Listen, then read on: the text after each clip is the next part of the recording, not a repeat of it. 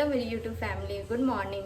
तो happy Navratri and आज पंचमी है, तो आप सभी को पंचमी की हार्दिक शुभकामनाएं। तो आज पंचमी के दिन माता स्कंद माता की पूजा की जाती है। तो बाबा जी आएंगे तो पूजा स्टार्ट होगा। हम लोग रेडी हो गए हैं एंड यहाँ भी माता के यहाँ भी सब सारा साफ सफाई हो चुका है। एंड मैं आज पूरा ही पार्ट, मैं आज जितना जो भी पार्ट में जो भी कुछ होगा सब कुछ ही मैं इस वीडियो में दिखाऊंगी। तो वीडियो में एंड तक बने रहे। मैं चाहती हूँ कि हर कोई माता का पार्ट सुने, तो मैं बिना स्किप किए हुए हर एक चीज़ आपको दिखाऊंगी। तो वीडियो को पूरा एंड तक जरूर देखें। व्रेवसे महि देवि तंजदायो शतमिनुतरतो अन्ति देवाय त्राण च आधार शक्तये नमो नमः। आधार शक्तये नमो नमः। ओम आधार शक्तये नमो नमः। ओम नमो अस्तु सर्प्यो भो एके च प्रतो मन्नो ए अंतरिक्ष दिव्यं सर्पभ्यो नमो नमः। श्री आधार शक्तये नमो नमः। ओम दीपज्योति परम ब्रह्मा दीपज्योति जनार्दनम दीपो हर्तु मे पापम शांतिदीपम नमस्ते शुभम करोति कल्याणम आरोग्यम सुख संपदा शत्रु बुद्धि विनाशाय दीपज्योति नमस्ते। श्री दीप देवीभ्यो नमो नमः। जल गिरा दीजिएगा चार बार। ओम गंगा सरस्वती कृष्णा कावेरी नर्मदा जलस्नापते से मया देवता शांति उष्णे वेद सूक्तम समायुक्तम सर्वयज्ञः समन्वितं नातना सर्वज्ञं गृहाणं पुनत्प्रियः मल्लकादनिं सुगन्धानि मालकादनि वैप्रभो मयायुतानि पूजर्तं पुष्पाणि प्रतिगृह्णन्ताममः। श्रीदीपदेवीभ्यो नमो नमः। गन्धाक्षतं समर्पयामि। श्रीदीपदेवीभ्यो नमो नमः। ओम दुर्वापुराणं समर्पयामि। अनेकानि पुष्पं बेलपत्रं समर्पयामि। श्री दीपदेवीभ्यो नमो नमः। दुर्वापुराणं समर्पयामि। अनेकानि पुष्पं बेलपत्रं समर्पयामि। ओम चंद्रमा मनसोजायत श्रोतादग्निर्जायतः। ओम त्र्यंबकं यजामहे सुगंधिं पुष्टिवर्धनम् उर्वारुकमिव वन्दनात् मोक्षीयमामृतात्। श्रीदेवीभ्यो नमो नमः। ओम नाभ्या आसीदन्तरिक्षगं शेष्णोदौ समवर्तते पद्मं भूमि दिशा श्रोता तथा लोकां कल्पयन्म। ओम श्री ओम भद्रं कर्णेभि प्रणाम देवा भद्रं प्रतिमाक्षिभिः जत्रः स्त्रीरङ्गैः पुष्पाङ्गुं सस्तनूभिः वशी हवामनवाय सुरक्षसो विष्णो देवाय वशाकमन्यः भद्रं कर्णेभिः प्रणाम देवा भद्रं प्रतिमाक्षिभिः जत्रः स्त्रीरङ्गैः पुष्पाङ्गुं सस्तनूभिः वशी महि देवि तञ्जदायो शतमिनुसरतो अन्ति देवाय त्राणचक्राजरसन्तु नाम पुत्रासु यत पितरो भवन्ति मानो मध्यारिक्जा जुगन्तौ अदितदवदितरन्त्रे च अदेत माता तपिता सुपुत्र विश्वदेवा अदत पंचजनांगदितजातं मदे जनित्वम्। ओम देहो शान्ते अंतरिक्षगं शान्ते पृथ्वी शान्तिराप शान्तिरोगदय शान्ति वनस्पतय शान्ति विश्वदेवः शान्ति सर्वं शान्ति सामा शान्तिरेधि यतो यतः शमीहते ततो न अवयं कुरु शरणा कुरु प्रजाभयो पशुभयं सुशान्तिर्भवतु। श्रीमन्गणाधिपतये नमः। लक्ष्मीनारायणाभ्यां नमः। उमापति महेश्वराभ्यां नमः। शचीपुरेन्द्राभ्यां नमः। वाणीरङ्गभ्यां नमः। मातृपितृ विष्णु श्री विष्णु आज्ञः पर्वते मानस्यः सकल जगत सृष्टिकारिणो ब्रह्मणो ये द्वितीयप्रादे एकपञ्चम सप्तमे वर्षे तादृशतः कल्पानां मध्यस्थे श्वेत द्वाराकल्पे वैवस्वत मन्वन्तरे अष्टाविंशतितमे कलियुगे कलिप्रथम चरणे जम्बूद्वीपे भारतवर्षे भारतखण्डे आर्यावर्तान्तश्चनं शाश्वतक सुभद्रिकान्तां बिल्वाश्निम्मावेदसूक्तं समायुक्तं सर्वयज्ञः समन्वितं नाथना सर्वज्ञं गृहाणां प्रत्यं सुदात्। ओम चार बार जल। वेदांत्याचमनीयं जलं सुप्तां मल्लकादनिं सुगन्धानि मालकादनि वे प्रभु मया हितानि पूजर्थं पुष्पाणि प्रति गृह्णन्ताममः। ओम श्रीखण्डचन्दनं गण्डादिषु मनोहरं विलेपनं सुराशिष्टा चन्दनं प्रति गृह्णन्ताम्। दुर्वापुराणं समर्पयामि। श्री सिद्धिबुद्धिसहिताय श्रीमन्गणाधिपतये नमो नमः। ओम ओम गन्धाक्षतं समर्पयामि। श्री चंद्रमा अनेकानि पुष्पं बेलपत्रं समर्पयामि। चंद्रमा मनसो जायत श्रोतादग्निर्जायतः। ऊपर श्री वरुणाहित देवताभ्यो नमो कांधे मोद जनेवो साज शंकर सुमन केसरी नंदन तेज प्रताप महाजगवंदन विद्यावान गुणी अति चातुर राम काज करिबे को वात प्रभु चरित सुनबे को रसिया राम लखन सीता मन बसिया सूक्ष्म रूप धरि सियहि दिखावा विकट रूप धरि लंक जरावा भीम रूप धरि असुर संहारे रामचंद्र जी के काज संभारे लाए सजीवन लखन जियाए श्री रघुवीर हर शिवर लाए रघुपति के ने बहुत बराए तुम मम प्रिय भरत संभाय सहस वदन तुम रोजस गावे अस कहीं सिरपति कंठ लगावे सनकादिक ब्रह्मादि मुनीसा नारद सारद सहित यही यम कुबेर दिगपाल जहाते कभी कोई कह सके कहाँ ते तुम उपकार सुग्रीव वही कीर्णा राम मिलाए राजपद लीना तुम्हारो मंत्र विभीषण माना लंकेश्वर वे सब जग जाना जोग सहस्त्र जो जन पर भान लिल्लो ताहि मधुर फल जान प्रभो मोदिका मिल मुख माही जल्दी लांग गए अचरज नाही दुर्गम काज जगत के जेते सुगम अनुग्रह तुम्हारे तेते राम दुआरे तुम रखवारे होत न यज्ञा बिन पैसारे सब शुक्ल है तुम्हारी करना तुम रक्षक काहू को डरना आपन तेज समारो वापे तीनों लोक हाथ दिखाते भूत पिशाच निकट नहीं आवे महावीर जब नाम सुनावे नासे रोग भये सब पीरा जपत निरंतर हनुमत वीरा संकट ते हनुमान छुड़ावे मन क्रम वचन ध्यान जो लावे सब पर राम तपस्वी राजा तिनके काज सकल तुम साजा और मनोरथ जो कोई लावे सोई अमित जीवन फल पावे चारों जुग पर ताप तुम्हारा है प्रसिद्ध जगत उजियारा साधु संत के तुम रखवारे असुर निकंदन राम दुलारे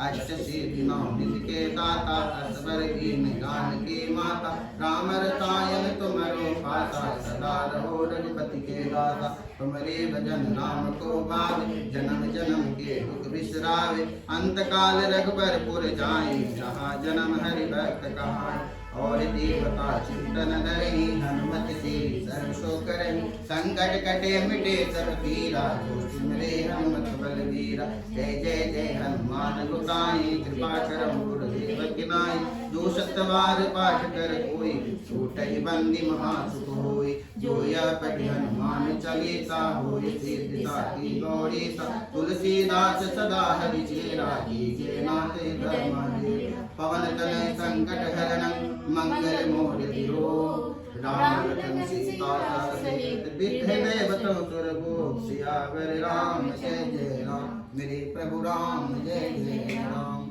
श्री बालाजी चरण कमल जो पूजा प्रियंताम सुप्रसन्नो भगवः ओम अक्षस्त्रपरुतं गदे सुकुलितं पद्मं धनो कुण्डिकां दंडम साकिमचि चचरमं जलजं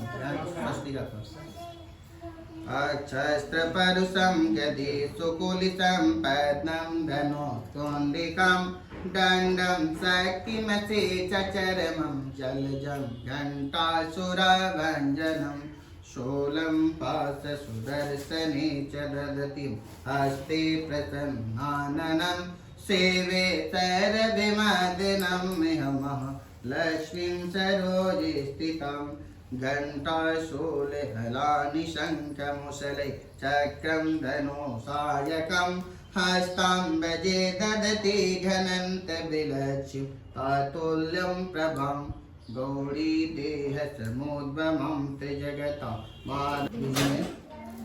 परमं सुखं रूपं देहि जयं देहि यशो देहि दिशो देहि यशो देहि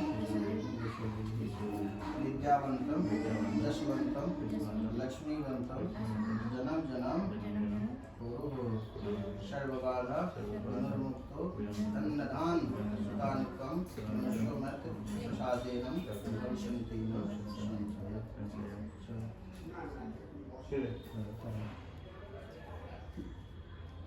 बोले पत्नी मनोरमां देहि मनोगीतानि तारणी तारणी दुर्ग संसार सागरस्य भवामः नमो दीप्यै महादीप्यै शिवायै संतत नमः। नमः प्रगतायै भद्रायै नेतापर्णश्मतां ध्यात्वा देवी पंचपूजा कृतं मदारं स्थापय तत्रः श्रीपुस्तक शरण कमलोभ्यो नमो नमः। मातंगी देवी का ध्यान करता हूँ, मैं स्कंद माता का भी ध्यान करता हूँ। मैं रत्ने सिंहासन पर बैठकर पढ़ते हुए तोते का मधुर शब्द सुन रही है। उनके शरीर का वर्ण श्याम है। वे अपना एक पैर कमल पर रखे हुए हैं और मस्तक अर्धचंद्र धारण करती हैं और कहार पुष्पों की माला धारण की बीना बजाती है। उनकी अंग में कसी हुई चोली शोभा पा रही है। वे लाल रंग की साड़ी पहने हाथ में शंख में पात्र लिए हुए हैं। उनके बदन पर मधु का हल्का प्रभाव जान पड़ता है और ललाट पे बेंदी शोभा दे रही है। श्री श्री कहते हैं कि तदंतर शुंभ की आज्ञा पाकर वे चंड मुंड आदि दैत्य चतुरंगनी सेना के अस्त्र शास्त्रों से सुसज्जित हो चल दिए। फिर गिरिराज हिमालय के स्वर्ण में ऊंचे शिखर पर पहुंचकर उन्होंने सिंह पर बैठी देवी को देखा। वे मंद मंद मुस्कुरा रही थी। उन्हें देखकर दैत्य लोग तत्परता से पकड़ने का उद्योग करने लगे। किसी ने धनुष तान लिया, किसी ने तलवार संभाले और कुछ लोग देवी के पास आकर खड़े हो गए। और तब उन शत्रुओं प्रतिव्रा को युद्ध किया। उस समय क्रोध के कारण उनका मुख काला पड़ गया, ललाट में भवें टेढ़ी हो गई और वहां से तुरंत विकराल मुखी काली प्रकट हुई। माता रानी काली के रूप ले ली, जो तलवार और पास लिए हुई थी और विचित्र खटवांग धारण किए और चित्त के चरम की साड़ी पहने नरमुक्तों की माला से विभूषित थी। मन नरमुक्तो माला समझ गए? नरमुक्त में नर के गर्दन का मन मुंडी का माला, नरमुक्तो माला माला से विभूषित थे। उनके शरीर मांस सूखा गया था, शरीर का मांस सूखा गया था, केवल हड्डियों का ढांचा था, जिससे वे अत्यंत भयंकर जान पड़ते थे। उनका मुख बहुत विशाल था, जीभ लपाने के कारण वे और भी डरावनी प्रतीत होती थी। उनकी आंखों भीतर को धसी हुई और कुछ लाल थे। वे अपनी भयंकर गर्जना से संपूर्ण दिशाओं को गुजार रही थी। बड़े बड़े दैत्यों को वध करते हुए वे कालिका देवी बड़े वेग से दैत्यों की उस सेना पर टूट पड़ी और उन सबको भक्षण करने लगी, यानी भोजन करने लगी। मारती थी, खा जाती थी। वो तो काली काल तो अभी तो स्कंद माता को चलना है ना। तो पाठ सप्तम पाठ को पहुंचे हैं। ओह अच्छा, सप्तम पाठ पर पहुंचे। 13 पाठ पूरे टोटल है। उपासर वृक्षों की अंकुशधारी महावतो योद्धाओं और घंटा सहित कितने ही हाथियों को एक ही हाथ से पकड़कर मुंह में डाल लेती थी। बताइए कितनी शक्तिशाली। हाथी को एक हाथ से पकड़कर मुंह में डाल लेती थी। इसी प्रकार घोड़े रथ और सारथियों के साथ रथी सैनिकों को मुंह में डालकर वे बड़े बड़े भयानक रूप से चबा डालते थे। किसी के बाल पकड़ लेती, किसी का गला दबा देती, किसी को पैर से कुचल डालती, किसी को छाती के धक्के से गिराकर मार डालती थी। वे असुर छोड़े हुए बड़े बड़े अस्त्र शस्त्र मुंह में पकड़ लेती और रोष में भरकर उनकी दांतों से पीस कर डालती थी। काली ने बलवान एवं दुरात्मा दैत्यों को हमारी सेना रोड डाली, खा डाली और कितनों को मार भागाया। कोई तलवार के घाट उतार गए, कोई खंडवान से पीटे गए और किसने ही असुर दांतों की अग्रभाग से कुछ ले जाकर मृत्यु को प्राप्त हुए। इस प्रकार देवी ने असुरों को सारी सेना को क्षण भर में मार गिराया। यह देखकर चंड उन अत्यंत भयानक काली देवी को और दौड़ा और तथा महादैत्य मुंडन के अत्यंत भयंकर बाणों को वर्षा से तथा हजारों बार चलाए हुए चक्रों से वह भयानक नेत्रों वाले देवी को आंचित कर दिया। वे अनेक चक्र देवी के मुख से में समाते हुए ऐसे जान परिमाण सूर्य के बहुत तेरे मंडल बादलों के उदर में प्रवेश कर रहे हो। तब भयंकर गर्जना करने वाली गाली ने अत्यंत रोष में भरकर विकट पर अट्टहास किया। उस समय के विकराल बदन के भीतर कठिनता से देखे जा सकने वाले दांतों के प्रभाव से वे अत्यंत उज्जवल दिखाई देती थी। देवी ने बहुत बड़ी तलवार हाथ में ले और हंग का उच्चारण करके चंड पर धावा किया और उसके केस पकड़कर उसकी तलवार से उसके मस्तक काट डाला। चंड मुंड को मारा गया देखकर मुंड को भी देवी और दौड़ा। तब देवी ने रोष में भरकर उससे भी तलवार से घायल करके धरती पर सुला दिया। महापरिक्रमी चंड और मुंड को मारा गया देख मरने से बची हुई बाकी सेना भय से व्याकुल हो चारों ओर भाग गई। तदंतर काली ने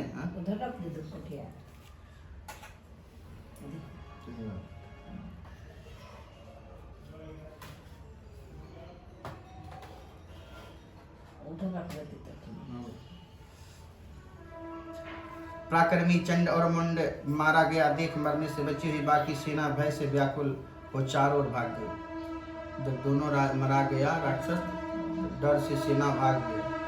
तदंतर काली ने चंड और मुंड का मस्तक हाथ में ले चंडिका के पास जाकर प्रचंड अट्टहास करते हुए कहा, देवी मैंने चंड और मुंड नामक इन दोनों महापशुओं को तुम्हें भेंट किया है।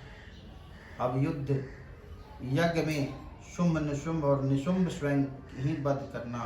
ऋषि कहते हैं वह लाए हुए उन मुंड चंड मुंड नामक महादैत्यों को देखकर कल्याणमयी चंडी ने काली से मधुर वाणी में कहा कि हे देवी तुम चंड और मुंड को लेकर मेरे पास आए हो, इसलिए संसार में चामुंडा के नाम से तुम्हारी ख्याति होगी। इति श्री स्कंद सप्तमो अध्याय संपूर्णम।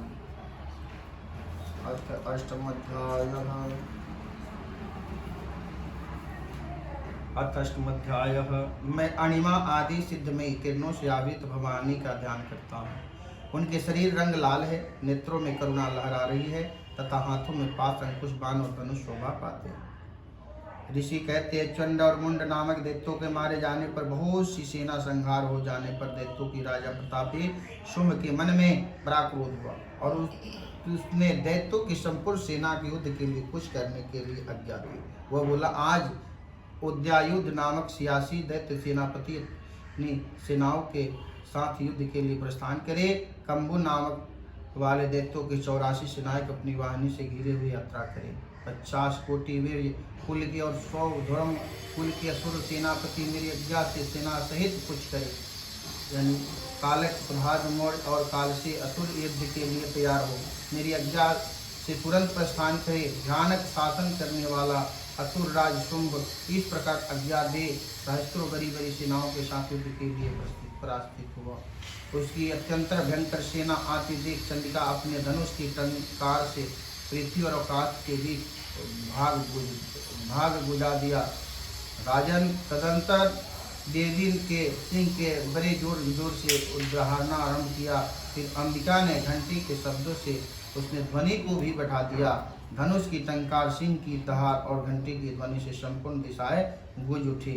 उससे भयंकर शब्दों से काली ने अपने विकराल मुख को और बढ़ा दिया और तथा इस प्रकार की विजयानी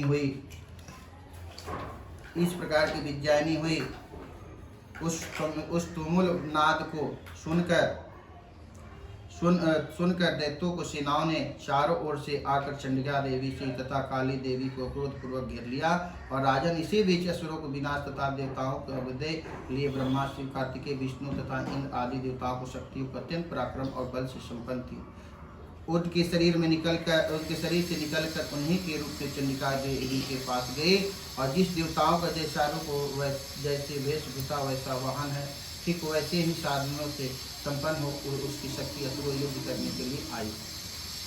सबसे पहले हंसयुक्त विमान पर बैठे हुए अक्षसूत्र और कमंडलों से सुशोभित ब्रह्मा जी ने शक्ति उपस्थित हुए और जिसे ब्रह्मानी कहते हैं। महादेवी की शक्ति विश्वभर आरूढ़ हो, हाथों पर श्रेष्ठ सिद्ध त्रिशूल धारण किया, महानाग का कंकण पहने, मस्तक पे चंद्ररेखा से विभूषित हो, वहाँ आप पहुँचे। कार्तिकेय जी के शक्ति रूपा जगदम्बिका उन्हीं का रूप धारण किए, श्रेष्ठ मयूर पर आयुध हो, हाथों में शक्ति लिए दैत्यों से युद्ध करने के लिए आई। इसी प्रकार भगवान विष्णु की शक्ति गरुड़ पर विराजमान हो शंख चक्र गदा सारंग धनुष तथा खड्गं हाथ में लिए वहाँ आए। अनुपम यज्ञ वराह का रूप में धारण करने वाले श्री हरि को शक्ति है, वह भी वराह शरीर धारण करके वहाँ उपस्थित हुई। नारसिंह शक्ति किन्न सिंह के समान शरीर धारण करके वहाँ आई। उसकी गर्दन के बालों में झटके से आकाश के तारे बिखरे थे। इसी प्रकार इंद्र की शक्ति वज्र हाथ में लिए गजराज रावत बैठकर आई। उसे भी सहस्त्र नेत्र थे। इंद्र का जैसा रूप है वैसा ही उसका भी था। तदंतर उन देव शक्ति के धीरे हुए महादेवी चंडिका से कहा कि मेरी प्रसन्नता के लिए तुम शीघ्र ही इन असुरों को संहार करो। तब देवी के शरीर से अत्यंत भयानक परग उग्र चंडिका शक्ति प्रकट हुई, जो सैकड़ों गिदरियों को भागती आवाज करने वाली थी। उस अपराजिता देवी धूमिल जटाने वाली महादेवी जी कहा, भगवान आप शुभ निशुंभ के बाद दूत बनकर जाइए और उन अत्यंत गर्वीले दानव शुंभ और एवं निशुंभ दोनों से कहिए, साथ ही उनके अतिरिक्त भी जो दानव युद्ध के लिए वहाँ उपस्थित हों उनको भी यह संदेश दीजिए, दैत्यो यदि तुम जीवित रहना चाहते हो तो पाताल लोक लौट जाओ, इंद्र को त्रिलोकी राज्य मिल जाए और देवताओं यज्ञ भाग का उपयोग करें। यदि बल घमंड में आकर तुम युद्ध की अभिलाषा रखते हो तो आओ, मेरी सिवाय योगनिया तुम्हारे कच्चे मांस से तृप्त हो। क्योंकि उस देवी ने भगवान शिव को दूत के कार्य से नियुक्त किया था, इसलिए वह शिव ऋतु के नामों से संसार में विख्यात हुई। वो महादित्य देवी भगवान शिव मुँह से देवी का वचन सुनकर क्रोध भर गए और जहाँ कात्यायनी विराजमान थे उसी ओर बढ़े। तदंतर वे दैत्य अमर्ष भरकर पहले ही देवी के ऊपर बाण शक्ति और ऋषि आदि अस्त्रों को वृष्टि करने लगा। तब देवी ने खेल खेल में ही धनुष टंकार की और उसे छोड़े हुए बड़े बड़े बाणों द्वारा दैत्यों के चलाए हुए बाण शूल शक्ति और परशों को काट डाला। फिर काली उनके आगे होकर शत्रुओं को शूल के प्रहार से विदर्ण करने लगी। उसकी खटवांग से उनका कचुरमर निकालते हुए रणभूमि विचरने लगे। ब्रह्मा ने जिस दिश और दौड़ती उस तुलसी को कमंडल जल कसीर कर शत्रुओं की ओर उतारकर नष्ट कर दी थी। महाश्वरी त्रिशूल ने वैष्णव देवी के तत्म पुरुष से भरी हुई कुमार कार्तिकेय की शक्ति से दैत्यों को संहार आरंभ किया। इंद्र शक्ति ब्रज प्रहार से विदीर्ण हो सैकड़ों दैत्य दानव रक्त की धारा बहाते हुए पृथ्वी पर सो गए और वाराही शक्ति ने कितनों को अपनी फुफुल की मार से नष्ट किया। ढाढ़ों की अग्रभाग से कितनों की छाती छेद डाली तथा कितनों ही दैत्य उस चक्र की ओर चोट से विदीर्ण होकर गिर पड़े। नारसिंह भी दूसरे महादैत्य अपने नखों से विदीर्ण करके हाथी और सिंहनाद से दिशाओं का काश को बुझाती हुई युद्ध क्षेत्र में विचरने लगे। इतनी असुर से उदित प्रचंड अट्टहास से अत्यंत भयभीत हो पृथ्वी पर गिर पड़े और गिरने पर उन्हें सिद्धतीन उस समय अपना ग्रास बना लिया और इस प्रकार क्रोध में भरे हुए मातृगणों को नाना प्रकार के उपयोग बड़े बड़े उत्सवों को मर्दन करते देख दैत्य सैनिकों भाग करे हुए मातृगणों से प्रीत दैत्यों को युद्ध से भागते देख रक्तबीज नामक महादैत्य क्रोध भरकर युद्ध करने के लिए आए। वहाँ शरीर से जब रक्त की वृद्धि पृथ्वी पर गिरती तब उसी के समान शक्तिशाली दूसरे महादेव की गिरती पर पैदा हो जाता। महासुर रक्तबीज हाथ में गदा लेकर इंद्र शक्ति साथ युद्ध करने लगा। तब इंद्र ने अपने वज्र के रक्तबीज को मारा। वज्र से घायल होने पर उसके शरीर से बहुत सा रक्त छूने लगा और उसी के समान रूप तथा पराक्रम करने वाला योद्धा उत्पन्न होने लगा। उसके शरीर से रक्त की जितनी बूंदें गिरी उतनी ही पुरुष उत्पन्न हो गए और रक्त बीज के समान बेजवान बलवान का पराक्रमी थे। वे रक्त से उत्पन्न होने वाली पुरुष को अत्यंत भयंकर शस्त्रों को प्रहार करते हुए वहाँ के अनुसार वो युद्ध करने लगे। पुनः वज्र के प्रहार से उसका मस्तक घायल हुआ। तब रक्त बहने लगा और उसी हजारों पुरुष उत्पन्न हुए। वैष्णवी युद्ध के रक्तबीज पर चक्र का प्रहार किया। तब ऐन्द्रिय दैत्य सेनापति के दास एक चोट से पहुंचाए। वैष्णवी के चक्र से घायल होने पर उसके शरीर से जो रक्त बहा उसी के बराबर आकार वाले सहस्त्रों महादेव प्रकट हुए। मन खून गिरता था वो ऐसा शक्तिशाली हो जाता था। उनके द्वारा संपूर्ण जगत व्याप्त हो गया। कौमारी ने शक्ति से वराही खड़गन से महेश्वरी ने त्रिशूल से महादेव के बीज को घायल किया। क्रोध में भरे हुए उस महादेव के बीज ने गदा से सभी मातृशक्ति को पृथक पृथक प्रहार किया। शक्ति और शूल आदि से उन्हें बार घायल होने पर जो उसके शरीर से रक्त की धारा पृथ्वी पर गिरी उसी से निश्चय ही सैकड़ों असुर उत्पन्न हुए। इस प्रकार के उस महादेव के रक्त से प्रकट हुए असुर संपूर्ण जगत व्याप्त हो गया। इससे उन देवताओं को बड़ा भय हुआ। देवताओं को उदास देखकर चंडिका ने काली से शीघ्रता पूर्वक कहा, चामुंडे तुम अपना मुख भी फैलाओ और भी फैलाओ तथा मेरे शास्त्रपात से गिरने वाले रक्त बिंदुओं और उनसे उत्पन्न होने वाले महादेव तुम अपने इस उतावले मुख से खा जाओ। इस प्रकार रक्त से उत्पन्न होने वाले महादेव तो भक्षण करते हुए तुम रन में विचरती हो रहो। ऐसे करने से उन दैत्यों को सारा रक्त छीन हो जाने पर वह स्वयं भी नष्ट हो जाएगी। मैंने काटती थी और स्वयं रक्त को पी जाती थी, छीन हो जाएगा। उन भयंकर दैत्यों को जब तुम खा जाओगी तब तुम्हें नए दैत्य उत्पन्न नहीं हो सकेगा। काली से यह कहकर चंडिका ने देवी ने उसूल से रक्त बीज को मारा और काली ने अपने मुख में उस रक्त को ले लिया। तब उसने वहां चंडिका पर गदा से प्रहार किया, किंतु उस गदापात के देवी के कभी वेदना नहीं पहुंचाई। रक्त बीज के घायल शरीर बहुत सा रक्त गिरा, किंतु जेव ही वह गिरा त्यों ही चामुंडा उसे अपने मुख में ले लिया। रक्त गिरने से काली के मुख में जो महादेव उत्पन्न हुए उन्हें भी वह चट कर गई। उसने रक्त बीज पी लिया। तदंतर देवी ने रक्त बीज को जिसका रक्त चामुंडा भी पी लिया, वज्रपान खड्गन पीसी आदि से मार डाला। राजन इस प्रकार शास्त्रों के समुदाय के आहत एवं रक्तहीन हुए दैत्य महादेव रक्त बीज पृथ्वी पर गिर पड़ा। नरेश्वर इससे देवताओं को अनुपम हर्ष की प्राप्ति हुई और मातृगण उस असुरों के रक्तपान के मद से उदत्ता होकर नृत्य करने लगा। इति श्री मार्कंडेय पुराण मनवंतर कथा के अंतर्गत देवी महात्म्य रक्त बीज वध नामक 8वां अध्याय संपन्न पूरा हुआ। इति श्री एक बार देवी महा आदिशक्ति महारानी की जय। शिव जी बोले श्री कुंजिका, हे देवी सुनो, मैं उस कुंजिका को उपदेश करूंगा जिस मंत्र के प्रभाव से देवी का जब पाठ सफल होगा। कवच रगला कीलक रहस्य सुख ध्यान न्यास यहाँ तक कि अर्चन भी आवश्यक नहीं। केवल कुंजिका पाठ से दुर्गा पाठ का फल प्राप्त हो जाता है। यह कुंजिका अत्यंत गुप्त और देवी के लिए दुर्लभ। हे पार्वती, शिष्य भक्ति गुप्त रखना चाहिए। यह उत्तम कुंजिका तो केवल पाठों के द्वारा मारण मन वशीकरण स्तंभ उच्चाटन आदि अविदिष्ट सिद्ध करता है। ओं ऐं ह्रीं क्लीं चामुंडाय विच्चे ओं ग्लौं क्लीं ज्वाल ज्वाल प्रज्वल प्रज्वल ओं ह्रीं चामुंडाय विच्चे अहं संगलं छटपट स्वाहा। मंत्र की आय बीजों का अर्थ जानना न संभव है न आवश्यक है और न ही वांछनीय, केवल जब पर्याप्त है। हे रुद्र स्वरूपिणी तुम्हें नमस्कार है। हे मधुदैत्य को मारने वाली तुम्हें नमस्कार है। कैटभवान्यासिनी नमस्कार है। महिषासुर मारने वाली देवी तुम्हें नमस्कार है। शोभम हनन करने वाली शुंभ को मारने वाली तुम्हें नमस्कार है। हे महादेवी, मेरे जगत आपको जागृत मेरे जप को जागृत और सिद्ध करो। अहंकार के रूप में सृष्टि स्वरूपनी, भीम के रूप में सृष्टि पालन करने वाले, क्रीम के रूप में काम रूपनी तथा निखिल ब्रह्मांड की बीज रूपनी देवी तुम्हें नमस्कार है। चामुंडी के रूप में चंड विनाशिनी और अहंकार के रूप में तुम वर देने वाली हो। बीचे रूप में तुम नित्य अभय हो। इस प्रकार ऐं ह्रीं क्लीं चामुंडाई तुम इस मंत्र का स्वरूप हो। धांग धिंग दोंग के रूप में दुर्जटी शिव की तुम पत्नी हो। वांग ह्रीं गों के रूप में तुम वानिक आदिश्वरी हो। प्रांग क्रीं तुम के रूप में कालिका देवी हो। सांग सिंह तुम के रूप में मेरी कल्याण करो। हुं हुं कार स्वरूपणी जंग जग जग नंदिनी। ब्रांग ब्रिंगो के रूप में कल्याणकारी भैरवी भवानी तुम्हें बार बार प्रणाम। अंग कंग संग कंग संग पंग यंग संग जिंग संग धिजागं धिजाग इन सबको तोड़ो और दीप्त करो और करो स्वाहा।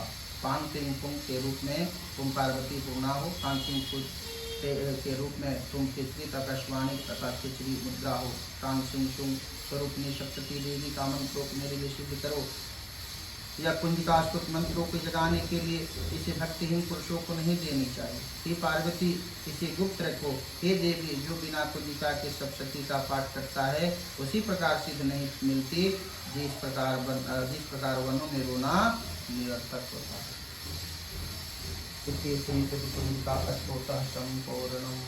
एक बार वे सच्ची दरबार की जय। शरण में करे तुम्हारे ले पूजा की थाली, ले पूजा की थाली। वरद हस्त सर पर रख दो माँ, वरद हस्त सर पर रख दो माँ। संकट हरने वाली मैया, भर दो भक्ति रस प्याले। अष्टे ये अखंड ज्योति है, इसे पूरे 9 दिन तक जलाना पड़ता है। तो टाइम टाइम में इसमें घी भी डालना चाहिए। और बाती को कैसे ठीक करें जिससे हमारा पूजा खंडित ना हो, तो सबसे पहले आप उसी बाती से एक और दिया जला दें, ताकि बाती ठीक करते टाइम दिया बुझ भी जाए तो आपका पूजा खंडित ना हो। उसके बाद जैसे जैसे मेरे हस्बैंड दिखा रहे हैं वैसे वैसे ही आप इसे ठीक करें। अगर ठीक करते वक्त आपका दिया बुझ जाए तो आप जो दिया जलाएं उसी बाती से फिर से अखंड दिया जला दें। ऐसे करने से आपको दोष नहीं लगेगा और बहुत ही सावधानी से इसे करें। और बाबा जी बताएं, अगर किसी कारणवश दोनों दिया बुझ जाए तो आप अखंड ज्योति और अलग से एक और दिया 4 घंटे के लिए जला दें, इससे आपको दोष नहीं लगेगा। हमारे बाबा जी बहुत ही विधि विधान से पूजा करवाते हैं। Good evening. तो अभी हो गई है शाम, तो मैं आ गई हूँ आरती करने। तो अभी मैं थोड़ा सा साफ़ सफाई यहाँ पे कर लूँगी। साफ़ सफाई करने के बाद माता को भोग लगा के आरती करेंगे।